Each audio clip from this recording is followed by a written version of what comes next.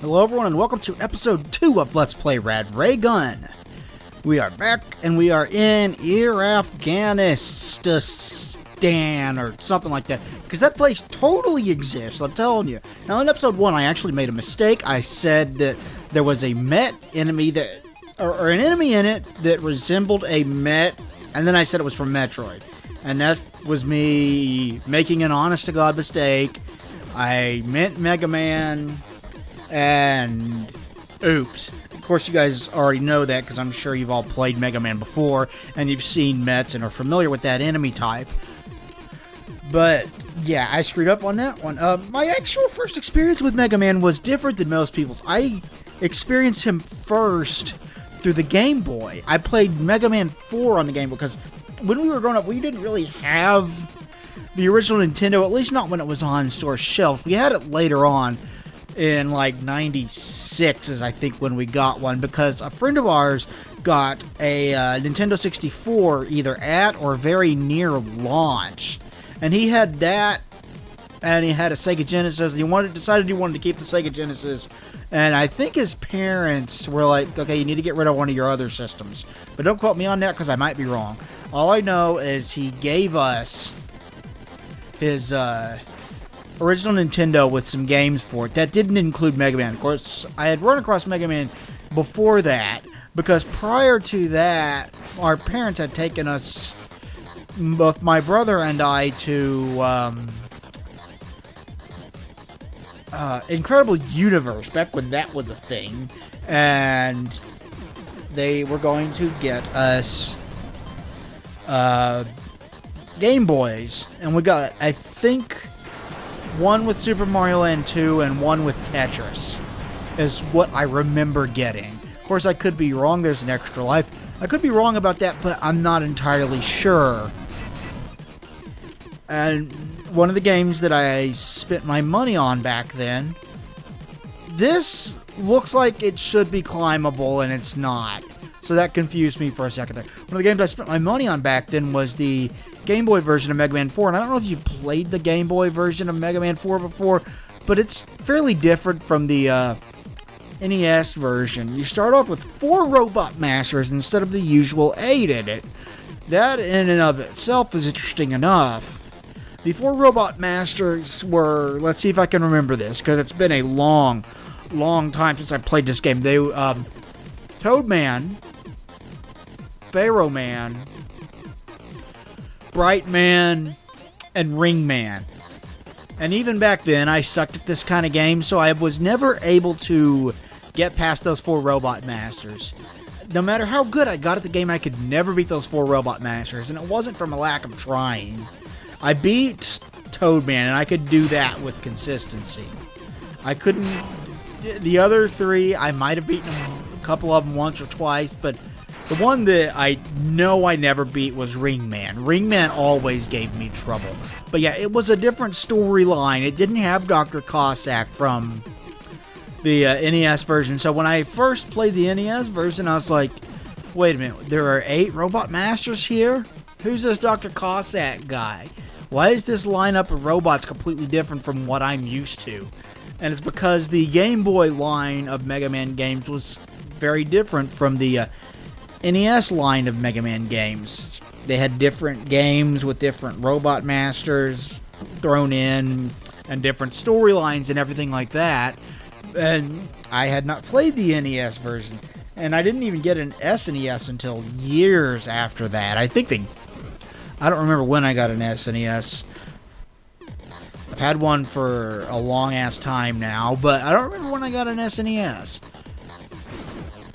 But the Game Boy is, like I said, I had one as a kid.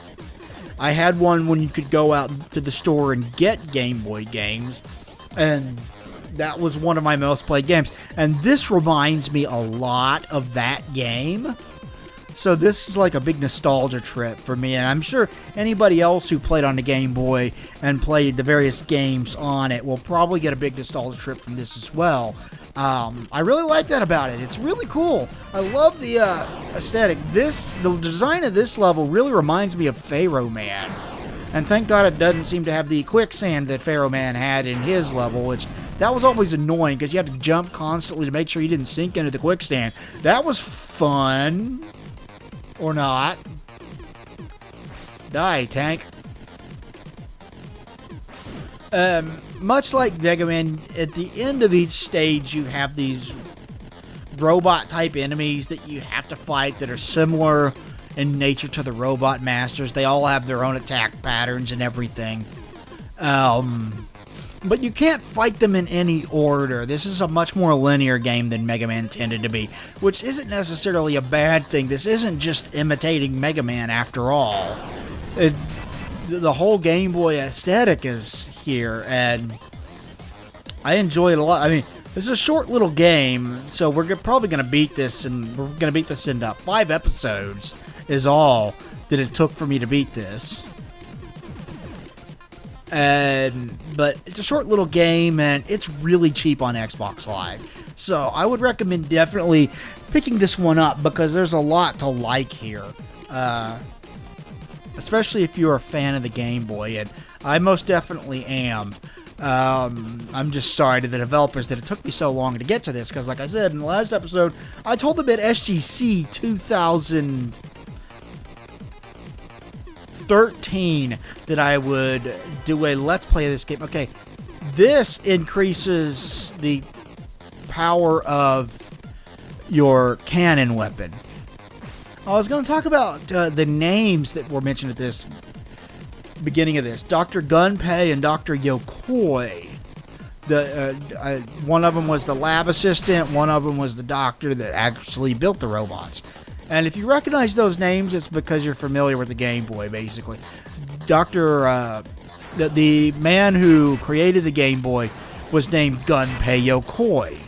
And that is designed as a tribute to him. As is and the look of Rad Raygun is actually kind of similar to a combination of Mega Man and the original Game Boy because look, like he's got like the little D-pad on him and stuff like that. He's designed to resemble the Game Boy in that regard. And he's got the bullet belt kind of thing going on as well. Which, if you're familiar with 80s heavy metal and whatnot, that's a very 80s type thing. It was huge back then, having bullet belts and especially in various types of heavy metal. Big deal. Yeah, I love this game, and I think if you enjoy speedrunning, this is the kind of game that you will be all about, because, I mean, the speedrunners seem to really embrace this, because you can look online, you can find all kinds of speedruns of this game, and it's really cool. You can find Let's Plays of it, Derek Alexander, the Happy Video Game Nerd, whose content is awesome, by the way. He doesn't go by Happy Video Game Nerd anymore. What does he go by? Stop Skeletons from Fighting is what he goes by now. But his content is awesome. He did a video review of this game as well, just to try to spread the word on this game and why it's so awesome. And his review of this is worth checking out, as is his content as a whole.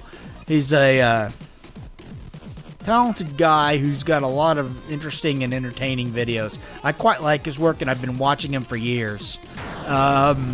Screw Attack did a out of the box on this as well, and I watched that. That, as I remember, that is what introduced me to this game, was the out of the box on it, and I immediately fell in love with the style and aesthetic of this game because I love the Game Boy. And it looks like a Game Boy game. I get the feeling that the Game Boy probably is not powerful enough to actually run this game, even if you were to do it in full screen instead of widescreen, because I think there's probably graphics are a bit more advanced than something the Game Boy could handle without considerable slowdown, which was a problem with some Game Boy games. I remember Mega Man 4 in particular having pretty bad slowdown, but let's be honest here, what would a Mega Man game be without some kind of considerable slowdown? And I just fell into the pit.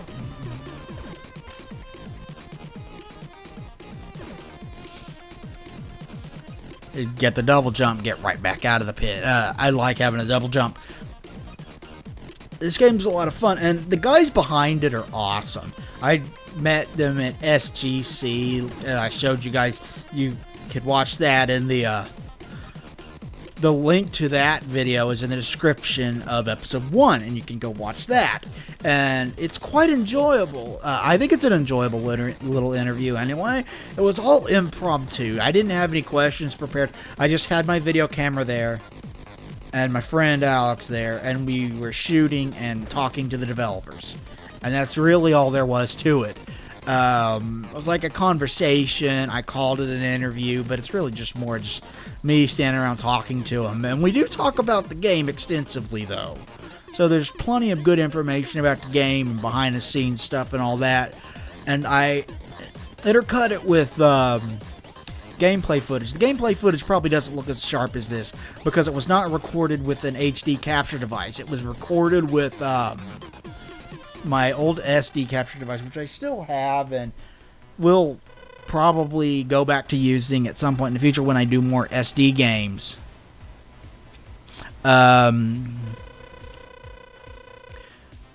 Here, the good doctor is giving us suggestions on... You notice that on his belt he's got 2 red buttons, like the Game Boy had?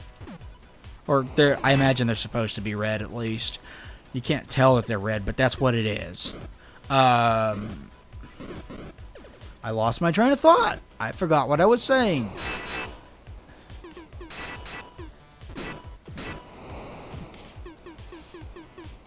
You have to basically wait for this guy to transform, if I recall correctly, on how to beat him. Yeah, now I can shoot him. He's not that difficult. Like, once he transformed, I just start kicking his butt here.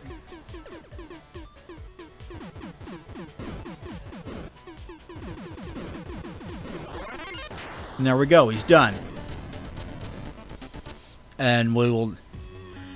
Righteous. Now that region of land can be at peace and stability for decades, and the transforming device was cool. Will we have more of those in the USA? I'll see what I can do. For now, I'll head to Berlin, pick up some new upgrades. On my way, we're going to Berlin, everybody.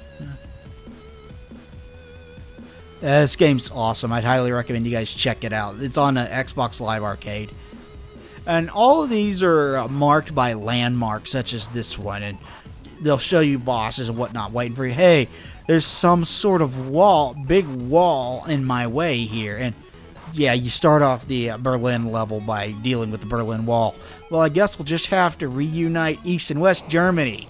That is literally how you start this level. You reunite East and West Germany. And thank you everybody for watching. Please like, comment, and subscribe down below. We greatly appreciate it. We'll talk to you guys next time. Thanks everybody and goodbye.